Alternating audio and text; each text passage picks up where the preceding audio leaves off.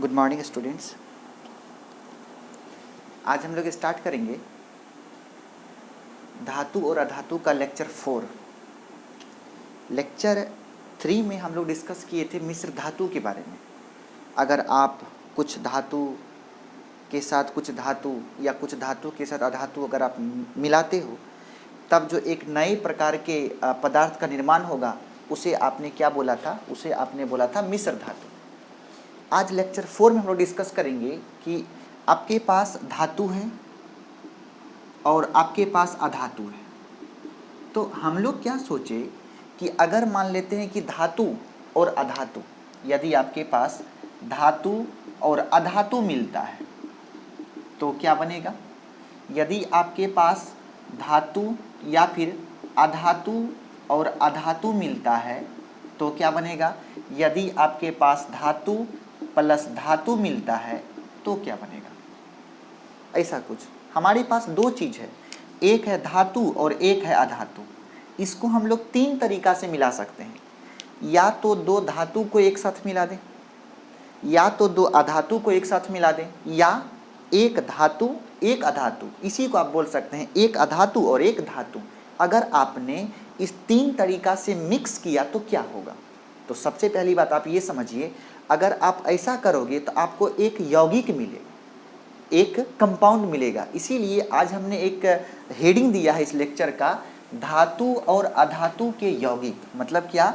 जब धातु और अधातु आपके पास मिलेंगे तो आपको क्या प्राप्त होगा? तो ज़रा इस पे हम लोग डिस्कस करेंगे कि आप मिलाओगे कैसे। तो आपने बोला यदि अधातु को अधातु के साथ मिला दिया जाए, यदि धातु को धातु के साथ मिला दिया जाए, या धातु को अधातु के साथ मिला दिया जाए। तो सबसे पहली बात हम लोग ये डिस्कस किए कि जब आप अधातु अधातु के साथ मिलाओगे तो कुछ ना कुछ यौगिक बनेगा। अगर आप धातु को अधातु के साथ मिलाओगे तो कुछ ना कुछ यौगिक बनेगा। यदि आप धातु को धातु के साथ मिलाओगे तो कुछ ना कुछ यौगिक बनेगा। मेरा ये कहना है कि यौगिक बनेगा क्यों? कोई जो इधर जो आपने बोला इधर कुछ यौगिक बनेगा, तो ये यौगिक बनेगा क्यों? मेरा सवाल ये है, ये यौगिक बनेगा क्यों? तो सबसे पहली बात, आपका केमिस्ट्री कहता है कि कोई भी तत्व आपके पास हो, चाहे वो या तो धातु होगा या तो अधातु होगा, तो कोई भी तत्व जो होता है, चाहे वो धातु हो या अधातु हो, वो सामने वाले से अभिक्रिया करता है और अभिक्रिया करके एक नए यौगिक का निर्माण करता है। उस अभिक्रिया का मेन कारण होता है किसी भी तत्व के द्वारा खुद को अस्थायित्व प्रदान करना, खुद को स्टेबलाइज करना। उस रिएक्शन का, उस अभिक्रिया का मेन मकसद होता है खुद को अस्थायित्व प्रदान करना। कैसे? जरा इसको एक एग्जाम्पल से समझते हैं। मान लो आपके पास सोडियम है और आपके पास क्लोरीन है। जब ये दोनों मिलेगा तो आपके पास बन गया NaCl। ऐसा एक यौगिक मिल गया। आपने क्या बोला? ये धातु है और ये अधातु है। तो जब धातु और अधातु मिला तो आपको क्या मिला? एक यौगिक मिला। सर ये यौगिक मिलने का कारण क्या है? मिलने का कारण है कि सोडियम के पास 281 है और क्लोरीन के पास 287। इसका विन्यास है। मतलब क्या? इसके बाहरी कक्षा में 1 इलेक्ट्रॉन और इसके बाहरी कक्षा में 7 इलेक्ट्रॉन। इस बाहरी कक्षा में जो इलेक्ट्रॉन मौजूद होते हैं उसको बोलते हैं संयोजी इलेक्ट्रॉन। क्या बोलते हैं इसको? क्या बोलते हैं इसको? इसको बोलते हैं संयोजी इलेक्ट्रॉन। ठीक है। तो कोई भी तत्व, चाहे वो धातु हो चाहे वो अधातु हो, तब तक खुद को अभिक्रियाशील रखता है जब तक वो अपना संयोजी इलेक्ट्रॉन को त्याग करके या किसी और के साथ अभिक्रिया करके या फिर इलेक्ट्रॉन एक्सेप्ट करके या इलेक्ट्रॉन डोनेट करके अपने बाहरी कक्षा में 8 इलेक्ट्रॉन जब तक वो नहीं बना लेता है तब तक वो अस्थाई नहीं होता है। जब तक वो 8 इलेक्ट्रॉन मतलब अष्टक, अपना ऑक्टेट जब तक पूरा नहीं कर लेता है तब तक वो अस्थाई नहीं होता है। तो उसी ऑक्टेट को पूरा करने के लिए कोई भी तत्व या तो इलेक्ट्रॉन डोनेट करके अपना अष्टक पूरा करता है, कोई तत्व इलेक्ट्रॉन ले करके अपना अष्टक पूरा करता है। तो आपने क्या देखा कि ये जो सोडियम है इसके पास 1 इलेक्ट्रॉन अधिक है, तो ये क्या करेगा, अपना एक इलेक्ट्रॉन क्लोरीन को दे करके 2 8 बनेगा, और क्लोरीन जो है एक इलेक्ट्रॉन ले करके 2 8 8 बनेगा। अब देखिए दोनों का जो ये 8 इलेक्ट्रॉन है, अष्टक है, वो पूरा हो गया। जैसे ही पूरा होगा तब जो यौगिक का निर्माण होगा वो यौगिक अस्थाई होगा। इस यौगिक में सोडियम भी स्टेबल होगा और क्लोरीन भी स्टेबल होगा। तो धातु अधातु या अधातु अधातु या धातु धातु के साथ जो अभिक्रिया होती है, उस अभिक्रिया का मेन कारण होता है तत्वों के द्वारा अपना अष्टक का पूरा करना। तत्वों के द्वारा अपना अष्टक का पूरा करना, तत्वों के द्वारा अपने अष्टक का पूरा करना। ओके, तो आपने क्या देखा कि यहाँ पे ये जो यौगिक बना है, इस यौगिक में आपने क्या देखा, एक धातु था और एक अधातु था, तो क्या बन गया, एक NaCl बन गया। इस धातु और अधातु के बीच में जो अष्टक पूरा करने का व्यवहार हुआ है, वो इलेक्ट्रॉन, एक तत्व है जो इलेक्ट्रॉन दिया है और एक तत्व है जो इलेक्ट्रॉन लिया है। इसमें क्या है, दान और भीख की कहानी है। धातु और अधातु जब मिलता है तो उसमें इलेक्ट्रॉन, एक ऐसे तत्व होते हैं जो इलेक्ट्रॉन डोनेट करता है, एक वैसे तत्व होते हैं जो इलेक्ट्रॉन एक्सेप्ट करता है। जो डोनेट करेगा, मान लीजिए वो धनी व्यक्ति है, वो दान किया, जो एक्सेप्ट करता है वो गरीब व्यक्ति है, वो भीख लिया। तो ये जो एक यौगिक बना है, इस यौगिक में इलेक्ट्रॉन का दान और भीख हुआ है, मतलब ऐसा डोनर डोनेट किया गया है और एक्सेप्ट किया गया है, और इस प्रकार के यौगिक को बोलते हैं। इस प्रकार का जो यौगिक बनता है जिसमें इलेक्ट्रॉन का डोनेशन हो, इलेक्ट्रॉन का को एक्सेप्ट किया जाए, तो इस प्रकार का जो यौगिक बनता है उस यौगिक का नाम है आयनिक यौगिक। क्या बोलते हैं, आयनिक यौगिक। क्या बोलते हैं, आयनिक यौगिक, मतलब वैद्युत सहसंयोजन यौगिक। तो ऐसे यौगिक का क्या नाम है, ऐसे यौगिक का नाम है, क्या बोले, जब धातु और अधातु मिलेगा तब किस प्रकार का यौगिक बनेगा, तो वो बनेगा आपका आयनिक यौगिक। क्या बनेगा, आयनिक यौगिक। ठीक है, यदि अधातु और अधातु के बीच में हो, अधातु अधातु, जैसे यहाँ देखते हैं, जैसे दूसरा एक एग्जाम्पल देखते हैं, जैसे अधातु अधातु में, जैसे मान लीजिए आपके पास कार्बन है, बगल में हाइड्रोजन है, तो ये बनाता है CH4। ये क्या बना लिया, CH4, मतलब कार्बन का हो गया 2 4, हाइड्रोजन का हो गया 1, तो ये 2 4, इसके बारीक छाम कितनी इलेक्ट्रॉन है, 4, इसको और कितना चाहिए, 4। तो अगर किसी के पास 4 इलेक्ट्रॉन हो तो वो क्या करेगा, किसी 4 के साथ अपना इलेक्ट्रॉन साझा करेगा, किसी 4 के पास अपना इलेक्ट्रॉन साझा करेगा। तो ये इस प्रकार का जो यौगिक बनता है, कार्बन भी अधातु, हाइड्रोजन भी अधातु, तो इस दोनों के बीच में जो यौगिक बनेगा उस यौगिक का आधार होता है साझेदारी। साझेदारी, साझेदारी मतलब दोनों परस्पर एक दूसरे के बीच क्या करेगा, साझेदारी करेगा, कॉम्प्रोमाइज करेगा, और इस प्रकार का जो यौगिक बनता है उस यौगिक का नाम है सहसंयोजक यौगिक। सहसंयोजक यौगिक, क्या नाम है इसका, इसका नाम है सहसंयोजक यौगिक। और यदि धातु धातु जब मिलता है तो जनरली कोई यौगिक नहीं बनता है, यहाँ से बनता है मिश्र धातु। क्या बनता है, मिश्र धातु, जिसकी चर्चा हम लोग कर चुके हैं। तो सबसे पहली बात कि धातु और अधातु क्या यौगिक, तो यौगिक कितने प्रकार का बनेगा, एक बन गया धातु और अधातु के मिलने से आयनिक यौगिक, अधातु और अधातु के मिलने से सहसंयोजक यौगिक, धातु धातु के मिलने से मिश्र धातु।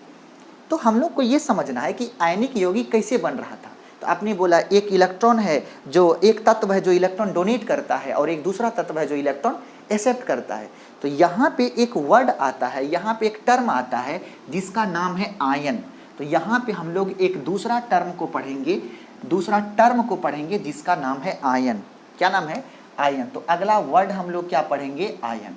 ये आयन कैसे बनता है, तो सबसे पहली बात हम लोग को ये जानना है कि आयन कैसे बनता है, कि जब कोई भी तत्व या तो इलेक्ट्रॉन डोनेट करे या तो इलेक्ट्रॉन एक्सेप्ट करता है, जब कोई भी तत्व या तो इलेक्ट्रॉन डोनेट करता है या तो इलेक्ट्रॉन एक्सेप्ट करता है, तब एक नए प्रकार के परमाणु का निर्माण होता है, तब एक नए प्रकार के परमाणु का निर्माण होता है, और उसी नए प्रकार के परमाणु को हम लोग क्या कहते हैं, आयन कहते हैं। या आप इसको ऐसे बोलेंगे कि आयन जो है, आयन वैसा परमाणु है जो आवेशित होता है, या फिर ऐसे बोलेंगे कि आवेश युक्त परमाणु को हम लोग आयंस कहते हैं। या हम लोग ऐसे बोलेंगे, जब कोई भी तत्व इलेक्ट्रॉन डोनेट करता है या इलेक्ट्रॉन एक्सेप्ट करता है तब एक नए प्रकार के पदार्थ का निर्माण होता है, जिसे क्या बोलेंगे, आयन कहते हैं, या आवेश युक्त परमाणु को हम लोग आयन कहते हैं। तो आयन आपने किसे बोला कि अगर कोई भी आवेश युक्त परमाणु है तो उसे क्या बोलेंगे, आयन बोलेंगे। जैसे जैसे हो गया H+ हो गया, Cl- हो गया, NO3- हो गया, OH- हो गया, Ca++ हो गया, Al+++ हो गया, SO4 बहुत सारा, ये सभी क्या है, आयंस हैं। देखिए हाइड्रोजन का परमाणु है आवेशित है, क्लोरीन का परमाणु है आवेशित है, तो वैसे आवेशित परमाणु को हम लोग क्या बोलेंगे, आयन बोलते हैं। आपको बताए थे कि आयन जो है वो 2 प्रकार का होता है। कितने प्रकार का, 2 प्रकार का। एक हो गया धन आयन, एक हो गया धन आयन और एक हो जाता है ऋण आयन। मतलब एक हो गया पॉजिटिव आयन और एक हो गया निगेटिव आयन। ठीक है, तो जैसे H+ हो गया, जैसे आपका Al+3 हो गया, जैसे आपका सोडियम प्लस हो गया, कैल्शियम डबल, ये सभी क्या है, ये सभी पॉजिटिव आयन है, धनायन है। जैसे आपके पास Cl- हो गया, O- हो गया, SO4- हो गया, ये सभी क्या है, ये सभी ऋणायन है। तो धन आवेशित परमाणु को धनायन बोलेंगे और ऋण आवेशित परमाणु को ऋणायन बोलेंगे। क्या बोला हमने, आयन कितने प्रकार का, 2 प्रकार का। कौन कौन, एक हो गया पॉजिटिवली चार्ज आयन और एक हो गया निगेटिवली चार्ज आयन। अगर किसी परमाणु पर पॉजिटिव चार्ज रहेगा तो उसको पॉजिटिवली चार्ज आयन कहेंगे, अगर किसी परमाणु पर निगेटिव चार्ज रहेगा तो उसे निगेटिव चार्ज आयंस कहते हैं। उसे क्या बोलते हैं, उसको निगेटिव चार्ज आयंस बोलते हैं। ओके, अब देखेंगे तो कुछ प्रॉपर्टी होता है, गुण होता है। तो कुछ गुण होता है धन आयन का, कुछ गुण होता है ऋण आयन का। तो जरा सा हम लोग एक बार डिस्कस करते हैं कि धन आयन और ऋण आयन में क्या गुण आता है। तो सबसे पहला स्टार होगा धनायन के गुण। धनायन के गुण, धनायन के गुण, जब धनायन बनता है तो उसमें क्या गुण आता है, उसमें सबसे पहला गुण आता है कि ये धन आवेशित परमाणु है। ये कैसा परमाणु है, धनायन कैसा परमाणु है, धन आवेशित परमाणु है। दूसरा धनायन में धनायन कैसे बना, जब इलेक्ट्रॉन का लॉस हुआ। इसका मतलब धनायन बनने से पहले इलेक्ट्रॉन अधिक था और धनायन बनने के बाद इलेक्ट्रॉन कम हो गया, तो इसमें धनायन में इलेक्ट्रॉन की कमी हो जाती है, धनायन में इलेक्ट्रॉन की कमी हो जाती है। तीसरा गुण है कि जब किसी भी पदार्थ में से, ये आपको फिजिक्स के इलेक्ट्रिसिटी में पढ़ाए हुए हैं, कि जब किसी भी परमाणु या किसी भी पदार्थ में से इलेक्ट्रॉन निकलता है तो उसका द्रव्यमान थोड़ा सा कम हो जाता है। यदि किसी में इलेक्ट्रॉन जाता है तो उसका द्रव्यमान थोड़ा सा बढ़ जाता है। अगर किसी में से इलेक्ट्रॉन निकलता है उसका आकार थोड़ा सा छोटा हो जाता है। इसका मतलब इसका आकार क्या होगा, इसका आकार छोटा हो जाता है। इसका आकार क्या होता है, छोटा हो जाता है। और जो चौथा गुण है वो ये है कि इसका जो भार है, इसका जो द्रव्यमान है वो क्या होगा, कम हो जाता है। ये किसका गुण था, धनायन का गुण था। आगे दूसरा, इसी पेज पर आप पढ़िए ऋणायन के गुण। ऋणायन के गुण, अब आप बताइए क्या गुण होंगे। सबसे पहली बात कि पहला गुण, ये ऋण आवेशित परमाणु होगा। ऋणायन कैसा होगा, ये ऋण आवेशित परमाणु होगा। दूसरा, ऋणायन कैसे बनता है, इलेक्ट्रॉन के आने से। तो अगर मेरे पास पैसा आ गया तो मेरे पास पैसे की मात्रा बढ़ गई, मेरे पास इलेक्ट्रॉन आ गया तो इलेक्ट्रॉन की मात्रा बढ़ गई। इसका मतलब ऋणायन में इलेक्ट्रॉन की मात्रा बढ़ जाती है। इलेक्ट्रॉन जैसे बढ़ेगा उसका आकार क्या होगा, उसका आकार बढ़ जाता है। और उसका द्रव्यमान क्या होगा, तो उसका द्रव्यमान इलेक्ट्रॉन के आने से द्रव्यमान भी क्या होगा, बढ़ जाता है। तो ये गुण है धनायन का और ये किसका गुण है, ऋणायन का। ओके, तो सबसे पहली बात कि धनायन जो है वो जनरली धातु होता है। धनायन कौन होता है, धातु होता है। और ऋणायन कौन होता है, अधातु होता है। इसका मतलब धातु जो है वो धनायन होता है और अधातु जो है वो ऋणायन होता है। क्या बोले, धातु कैसा होगा, धातु धनायन होता है और अधातु कैसा होता है, ऋणायन होता है। कंप्लीट। नेक्स्ट, अब हम लोग को समझना है, हमने आपको बताया था कि जब धातु और अधातु मिलता है तो वो क्या बनाता है, वो बनाता है आयनिक यौगिक। आयनिक यौगिक कैसे बनेगा, जब धातु और अधातु एक दूसरे के साथ मिलेगा तो क्या बनेगा, वो आयनिक यौगिक बनेगा। लेकिन उससे पहले हम लोग एक टर्म को समझते हैं, उस टर्म का नाम है बंधन। बंधन या रासायनिक बंधन, या रासायनिक बंधन, इस वर्ड को पहले समझते हैं। एक टर्म है बंधन कहिए या रासायनिक बंधन कहिए, इसी को बोलते हैं केमिकल बॉन्डिंग। केमिकल बॉन्डिंग क्या होता है? केमिकल बॉन्डिंग का मतलब रासायनिक बंधन। ये रासायनिक बंधन क्या होता है कि ये कहता है कि किसी भी अणु में बहुत सारा परमाणु होता है। किसी भी अणु में, मान लीजिए आपके पास CH4 एक अणु है, तो इसमें कितने परमाणु हैं? 4 गो हाइड्रोजन, 1 कार्बन, 5 परमाणु है। तो ये पांचों परमाणु कार्बन के साथ चारों हाइड्रोजन एक निश्चित आकार में क्या होगा, जुड़ा होगा। तो जिस बल के कारण ये चारों हाइड्रोजन कार्बन के साथ जुड़ा हुआ है, उसी बल को बोलते हैं रासायनिक बंधन। क्या बोले? जिस बल के कारण कि किसी भी अणु के सभी परमाणु आपस में जिस बल के कारण जुड़ा होता है, उसी बल को क्या बोलते हैं, रासायनिक बंधन। लिखिए इसको, लिखेंगे जिस बल के कारण किसी अणु के सभी परमाणु आपस में जुड़ा रहता है, जिस कारण इस अणु को एक निश्चित आकृति प्रदान की जाती है, उसी बल को हम लोग क्या बोलेंगे, रासायनिक बंधन। ओके, बंधन जो है वो अलग अलग प्रकार का होता है। बंधन के प्रकार, अगला हेडिंग है बंधन के प्रकार। सबसे पहला होता है आयनिक बंधन, या इसी का नाम है वैद्युत सहसंयोजक बंधन। वैद्युत सहसंयोजक बंधन, इसी को बोलते हैं इलेक्ट्रोवैलेंट बॉन्ड। ये क्या बोलते हैं इसको, इलेक्ट्रोवैलेंट बॉन्ड। ये आयनिक बंधन जो है, ये बंधन बनता है इलेक्ट्रॉन के दान या भीख से। ये कैसे बनता है? इलेक्ट्रॉन के दान या भीख से, मतलब इलेक्ट्रॉन देने से या इलेक्ट्रॉन लेने से, परस्पर इलेक्ट्रॉन के एक्सेप्ट करने से और या फिर डोनेट करने से किस बंधन का निर्माण होता है? आयनिक बंधन का निर्माण होता है। और आयनिक बंधन, दूसरा स्टेप, आयनिक बंधन जो है ये हमेशा ये बनता है धातु प्लस अधातु के बीच। ये किसके बीच बनेगा? ये बनता है धातु और अधातु के बीच। ठीक है। दूसरा होता है सहसंयोजक बंधन। इसको बोलते हैं कोवैलेंट बॉन्ड। दूसरा क्या हो गया? सहसंयोजक बंधन। क्या बोलते हैं? Covalent bond. ये बनता है इलेक्ट्रॉन के साझेदारी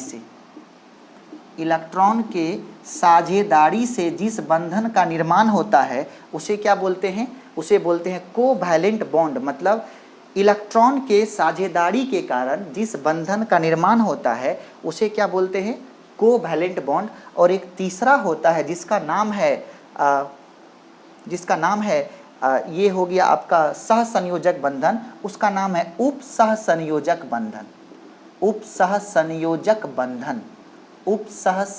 बंधन। इसको बोलते हैं कोऑर्डिनेट बॉन्ड।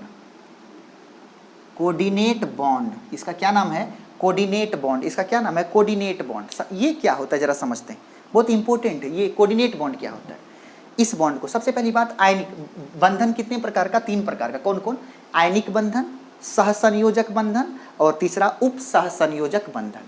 आयनिक बंधन इलेक्ट्रॉन के दान या भीख से बनता है।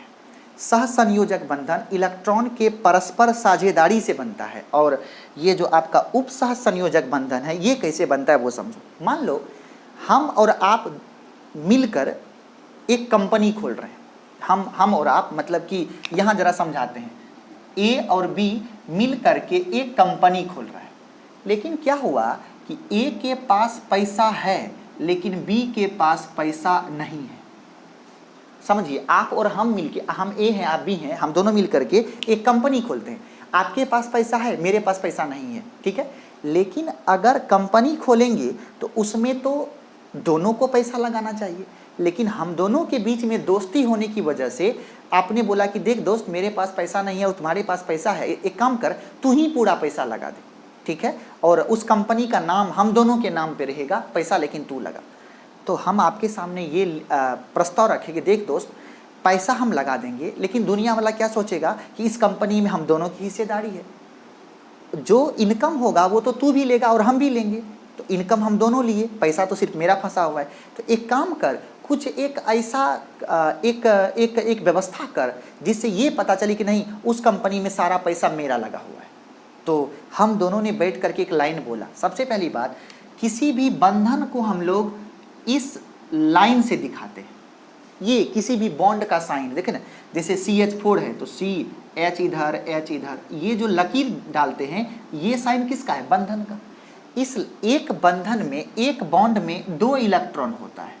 जैसे अगर A और B के बीच में बॉन्डिंग है, इसका मतलब एक इलेक्ट्रॉन A का होगा, एक इलेक्ट्रॉन B का होगा। हम दोनों मिलके कंपनी खोले हैं तो आधा पैसा आपका होगा, आधा पैसा मेरा होगा, लेकिन आज सारा पैसा तो आपका है, मेरे पास तो पैसा है नहीं।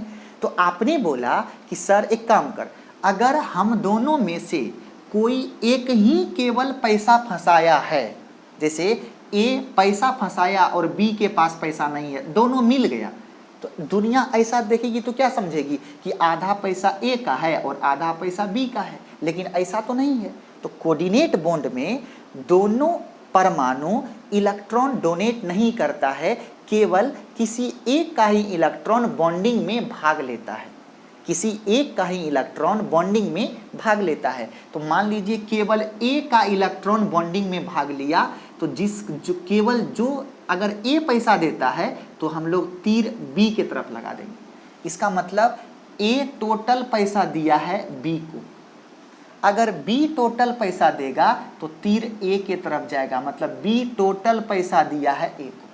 तो इस प्रकार का जो इस बंधन का ये साइन है, ये यहाँ पे तीर, ये बॉन्डिंग का ये साइन है किसका, बॉन्ड का, चाहे वो आयनिक बॉन्ड हो चाहे कोवैलेंट बॉन्ड हो, लेकिन ये साइन है किसका, कोऑर्डिनेट बॉन्ड का। इसका मतलब है कि केवल एक ही एलिमेंट जो है वो इलेक्ट्रॉन दिया है, दूसरे के पास इलेक्ट्रॉन नहीं है, वो इलेक्ट्रॉन नहीं दिया है। तो बॉन्डिंग कितने प्रकार का, आयनिक बंधन, सहसंयोजक बंधन और उप सहसंयोजक बंधन, मतलब कोऑर्डिनेट बॉन्ड। कंप्लीट। नेक्स्ट, अब हम लोग पढ़ेंगे कि इस तीनों का कुछ ना कुछ विशेषता है जिसमें ये दोनों बहुत ज़्यादा इम्पोर्टेंट है। तो देखेंगे सबसे पहली बात कि आयनिक बंधन की विशेषता या आयनिक यौगिक की विशेषता, और दूसरा है सहसंयोजक यौगिक की विशेषता। तो सब आपने पहले क्या पढ़ा, आयनिक बंधन। आयनिक बंधन किसके बीच होगा, आयनिक बंधन किसके बीच होगा, धातु और अधातु के बीच। अभी आपको क्या बोले, आयनिक बंधन किसके बीच होगा, आयनिक बंधन होगा किसके बीच होगा, धातु प्लस अधातु के बीच होगा। ठीक है, जरा सा देखते हैं, एक कुछ एग्जांपल्स देखते हैं। जैसे आपके पास हो गया NaCl, देखिए आप कैसा टूटेगा, Na plus Cl minus. Okay, जैसे आपके पास हो गया आपके पास हो गया HCl, ये हो गया H प्लस Cl माइनस। जैसे आपके पास हो गया Na2SO4, ये बनेगा Na plus SO4 double minus. जैसे हो गया आपके पास NH4Cl, तो ये बनेगा NH4 प्लस Cl माइनस। देखिए पॉजिटिव चार्ज नेगेटिव चार्ज दोनों है। जैसे हो गया आपका MgO, ये हो गया आपका Mg डबल प्लस उसके बाद क्या O डबल माइनस। जैसे CaO क्या बनेगा, Ca double plus O double minus. बताइए ये सभी जो यौगिक है इसका नाम क्या होगा, आयनिक बंधन। ओके, दूसरा क्या हम लोग देखेंगे, दूसरा होगा सहसंयोजक यौगिक। ये कौन सा यौगिक था, ये सभी के सभी था आयनिक यौगिक। ये क्या था, आयनिक यौगिक। दूसरा क्या होगा, दूसरा होगा सहसंयोजक यौगिक। सहसंयोजक यौगिक, जरा इसका नाम कुछ इसका एग्जाम्पल देखते हैं। सहसंयोजक यौगिक देखिएगा, जैसे जैसे जैसे जैसे जैसे CH4, ठीक है, जैसे C2H6, जैसे C6H6, तो ये सभी जो यौगिक है, ये सभी जो यौगिक है, जैसे ये बेंजीन हो गया, ईथर हो गया, एल्कोहल हो गया, यूरिया हो गया, ये सभी जो यौगिक है, ये सभी कैसा यौगिक है, ये सभी ये आपका बेंजीन है, ये बेंजीन है, ये आपका मीथेन है, ये मीथेन है, ये आपका ईथेन है। आगे हम लोग पढ़ेंगे ये सब, इसीलिए केवल हम नाम लिख दिए। तो ये सभी यौगिक कैसा है, ये सभी यौगिक है सहसंयोजक। और ये सभी कैसा यौगिक है, आयनिक यौगिक। ये सभी कैसा हो गया, आयनिक, और ये सभी कैसा हो गया, सहसंयोजक। ठीक है, लेकिन केमिस्ट्री कहता है कि कुछ ऐसे भी यौगिक हैं जो आयनिक भी होता है और जो सहसंयोजक भी होता है। देखेंगे, फिर आपका केमिस्ट्री कहता है कि प्रकृति में कुछ ऐसे भी यौगिक हैं, इस प्रकृति में कुछ ऐसे भी यौगिक हैं जो आयनिक भी होता है और सहसंयोजक भी होता है। क्या बोले, इस प्रकृति में कुछ ऐसे भी यौगिक हैं जो आयनिक भी होता है और सहसंयोजक भी होता है। जरा देखते हैं। तो सबसे पहली बात कि अगला हेडिंग होगा,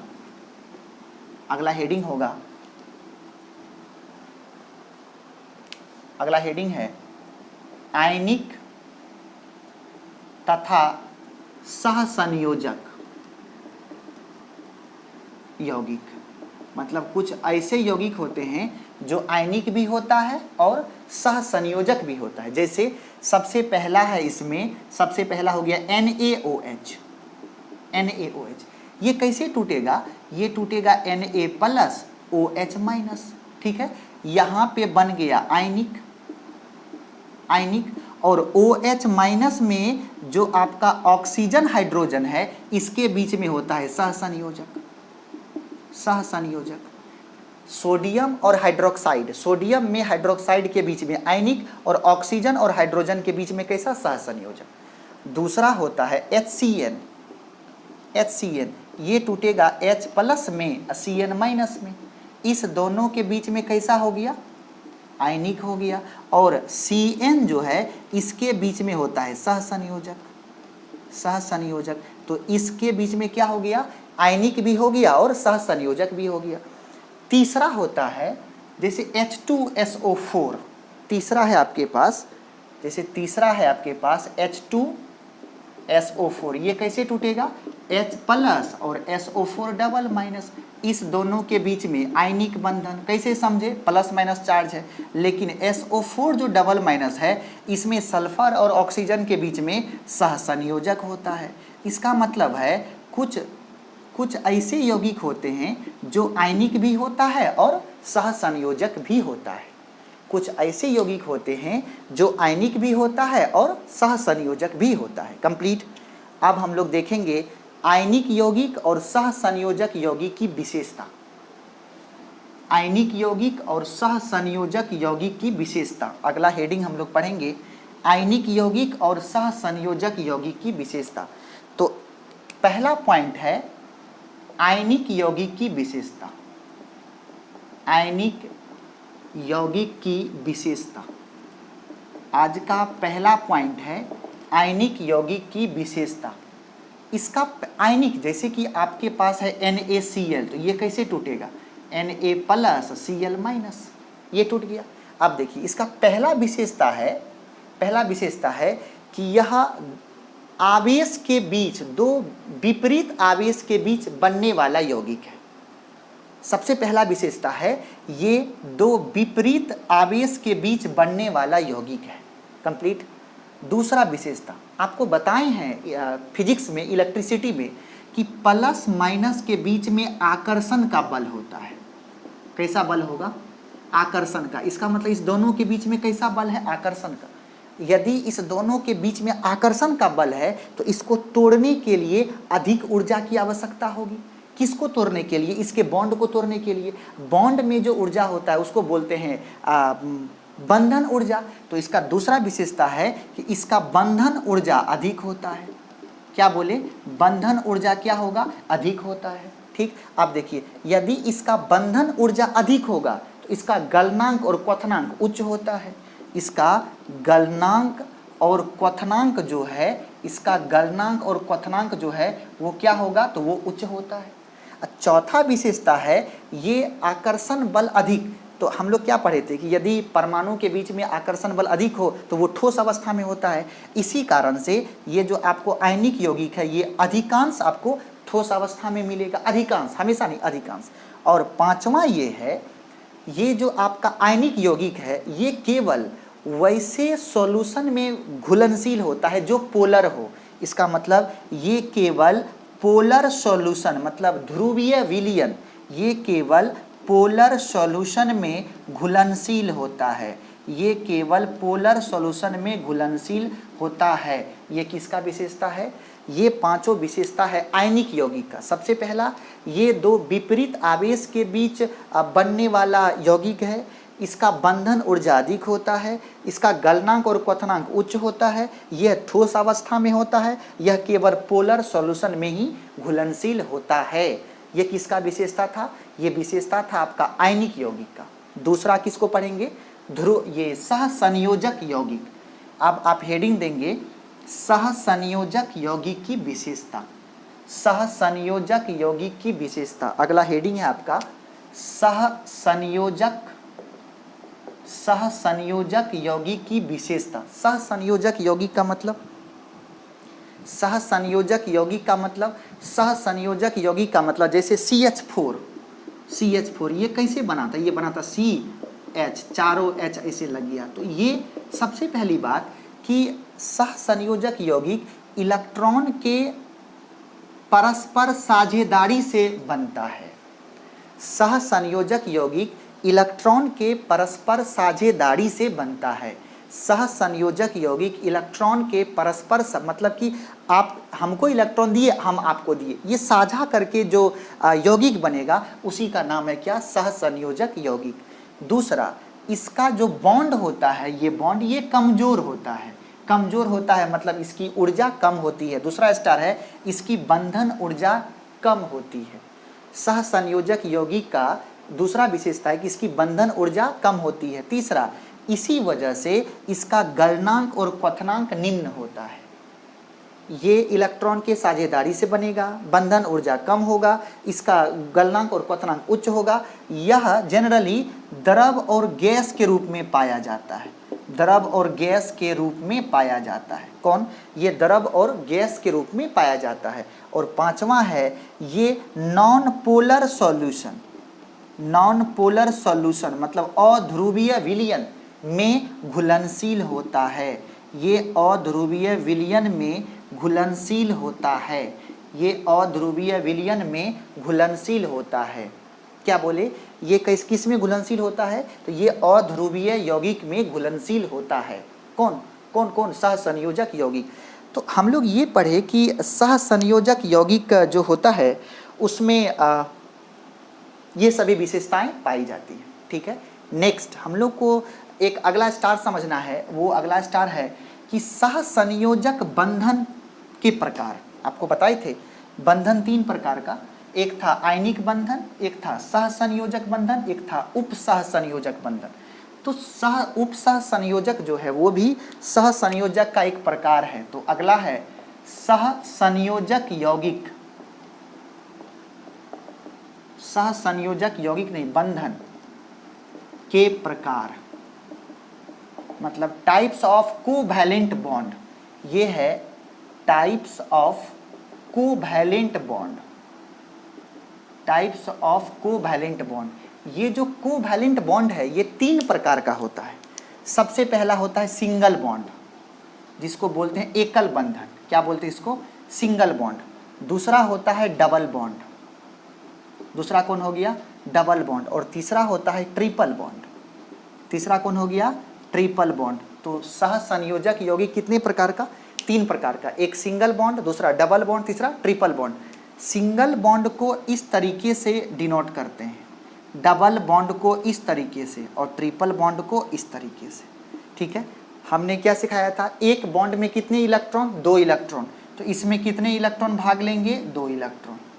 इसमें कितने? 2 2 4, तो इसमें हो जाएंगे 4 इलेक्ट्रॉन।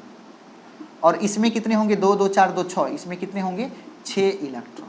ठीक है। तो ऊपर में हो गया सिंगल बॉन्ड, नीचे में डबल बॉन्ड, और तीसरा हो गया ट्रिपल बॉन्ड। जैसा देखिए कैसे, देखिए जैसे H2 है, जैसे आपके पास O2 है, जैसे आपके पास N2 है, ठीक है। H2 है तो इसमें H और H, देखिए कैसा बंधन, सिंगल बॉन्ड।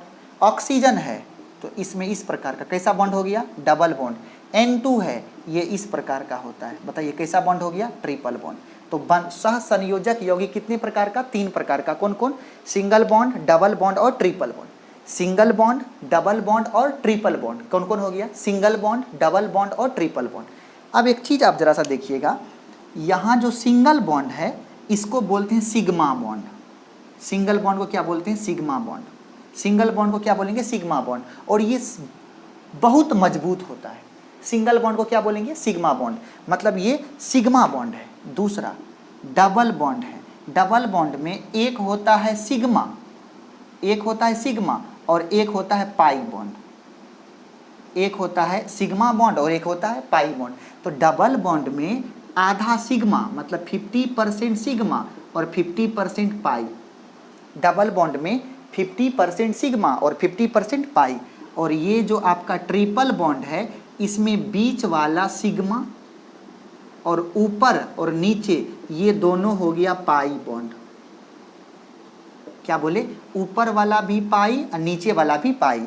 तो ट्रिपल सिंगल बॉन्ड है तो वो प्योर सिग्मा है, 100% सिग्मा, 0% पाई। ये जो आपका सिग्मा बॉन्ड है ये 100% सिग्मा और 0% पाई। डबल बॉन्ड में कोई भी एगो सिग्मा, ऊपर वाला सिग्मा तो नीचे वाला पाई, या ऊपर वाला पाई तो नीचे वाला सिग्मा। तो 50% सिग्मा 50% पाई। और ट्रिपल बॉन्ड में बीच वाला पाई, हमेशा बीच वाला पाई, बीच वाला सिग्मा और ऊपर नीचे वाला पाई। ट्रिपल बॉन्ड में बीच वाला सिग्मा और ऊपर नीचे वाला पाई। इसका मतलब ट्रिपल बॉन्ड में 33% जो है, 33% सिग्मा और 66% पाई, पाई बॉन्ड होता है। क्या बोले, ये जो आपका ट्रिपल बॉन्ड है, ये जो आपका ट्रिपल बॉन्ड है उसमें 33% सिग्मा, इसमें 33% सिग्मा और 66% पाई। तो क्या बोले, डबल, सिंगल और सिंगल, डबल और ट्रिपल। सिंगल बॉन्ड को सिग्मा बॉन्ड, इसमें जो है 100% सिग्मा, 100% सिग्मा और 0% पाई होता है, ठीक है। डबल बॉन्ड में 50% सिग्मा और 50% पाई होता है। ट्रिपल बॉन्ड में 33% बीच वाला सिग्मा और ऊपर दोनों वाला पाई। अब समझिए, सिग्मा बॉन्ड सबसे मजबूत बॉन्ड होता है। क्या बोले, सिग्मा बॉन्ड सबसे मजबूत बॉन्ड होता है और पाई बॉन्ड सबसे कमजोर बॉन्ड होता है। तो बताइए, सबसे ज़्यादा सिग्मा किसमें, सिंगल बॉन्ड में, इसीलिए सिंगल बॉन्ड सबसे मजबूत। उसके बाद किसमें, 50% इसमें है तो ये उसके बाद मजबूत। और सबसे कमजोर कौन, 33% सिग्मा। मतलब सिंगल बॉन्ड सबसे मजबूत, डबल बॉन्ड उससे कमजोर, ट्रिपल बॉन्ड सबसे कमजोर। सिंगल बॉन्ड सबसे मजबूत, डबल बॉन्ड उससे कमजोर, ट्रिपल बॉन्ड सबसे कमजोर। सिंगल बॉन्ड सबसे मजबूत, डबल बॉन्ड उसके बाद, ट्रिपल बॉन्ड उसके बाद। समझ में आ गया। तो ये था सिंगल, डबल और ट्रिपल की कहानी। तो ये जो आपका सिंगल बॉन्ड है वो बहुत मजबूत होता है और सिंगल बॉन्ड को सिग्मा बॉन्ड, डबल बॉन्ड में एगो सिग्मा एगो पाई और ट्रिपल बॉन्ड में 2 गो पाई और बीच वाला एगो सिग्मा। कंप्लीट। तो ये था आज आपके बीच हम लोग ये पढ़े कि यौगिक कितने प्रकार का होता है, वो कैसे बनता है, किस यौगिक की क्या विशेषताएं होती है, बंधन कितने प्रकार का होता है, वगैरह वगैरह हम लोग आज पूरा का पूरा बात किए। ओके, नेक्स्ट लेक्चर में मतलब लेक्चर 5 में हम लोग पढ़ेंगे धातु प्रकृति में किस रूप में पाया जाता है। उसके बाद हम लोग ये पढ़ेंगे कि धातु का निष्कर्षण कैसे करते हैं। ओके, तो लगभग 1 या 2 लेक्चर और होगा जिसमें हम लोग धातु के निष्कर्षण के बारे में पढ़ेंगे कि धातु खनिज क्या है, अयस्क क्या है, कैसे हम लोग अयस्क का निष्कर्षण करते हैं, कैसे हम लोग धातु का निष्कर्षण करते हैं, मतलब अयस्क और खनिज में क्या अंतर होता है, वगैरह वगैरह ढेर सारी बात करेंगे। Thank you so much. हम उम्मीद करते हैं कि आप आनंद सर के लेक्चर को पसंद करते होंगे और अधिक से अधिक लोगों के बीच, अपने दोस्तों के बीच, भाई बहनों के बीच शेयर करेंगे और सभी को बोलेंगे लाइक और सब्सक्राइब करने के लिए। Thank you so much. क्योंकि जब आप लाइक और सब्सक्राइब करते हो तो यहाँ मेरा मनोबल बढ़ता है और जब मेरा मनोबल बढ़ता है तो हमें मन करता है आपको भर भर रात पढ़ाएं ताकि आपका सिलेबस एक जरा भी पीछा न रहे। Okay, thank you so much.